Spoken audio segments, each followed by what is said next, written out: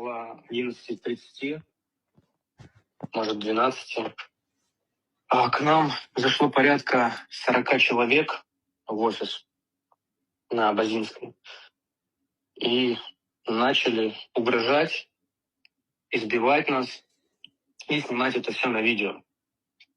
Как вы могли увидеть в социальных сетях, даже на тех роликах, которые они опубликовали, видно, что я кровь вытирал там салфетками. Ну, отрицать того, что они наносили нам телесные повреждения, это очень глупо.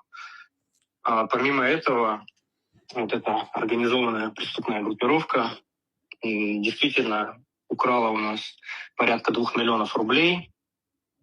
1 миллион был у моего коллеги Димы, то есть они забрали у него 1 миллион рублей, 500 тысяч, по-моему, они забрали у Павла Тимофеева, и где-то 1300 они забрали у меня. У Дмитрия 1 100 000, по-моему, был, если я не ошибаюсь. Я в его деньги не лезу. Вот, ну, порядка 2 миллионов рублей у нас они забрали. Происходило это все мероприятие где-то 1,5-2 часа. Люди постоянно менялись, они заходили по очереди, наносили нам телесные повреждения, угрожали, убивали, говорили то, что вы отсюда живыми не уйдете, мы поедем сейчас с вами в подвал, мы вас подвесим за ноги, и вы нам все расскажете.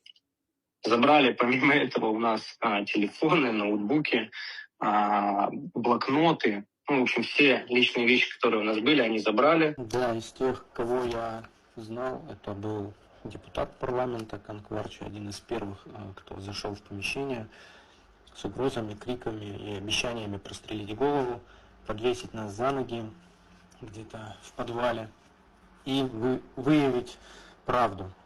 Он также писал моим товарищам с моего телефона, что я вас найду и выведу на чистую воду. А второй человек, которого я знал, это так называемая журналистка, которая с гордостью кричала, что она иноагент, снимала нас, когда рядом Кан сидел и внимательно блюдил за нашим интервью. Это Нисфа. А третий человек из Шелка Калия также заходил, кричал, бил. В общем, их много было, они менялись постоянно, вот его я точно знал. Четвертый человек это Хына. Он как раз-таки у меня забрал рюкзак, ноутбук, телефон, деньги, которые были в рюкзаке. Ходил с бутылкой по голове, бил. И пятый человек это был Гарри Кака, тоже известная мне личность. Вот, это вот прям костяк этого всего мероприятия был, которые чаще всего мелькались у меня на глазах. Тоже там ходил, угрожал, бил и требовал непонятно что от нас. Вот, это вот 5 человек, которых я точно знал.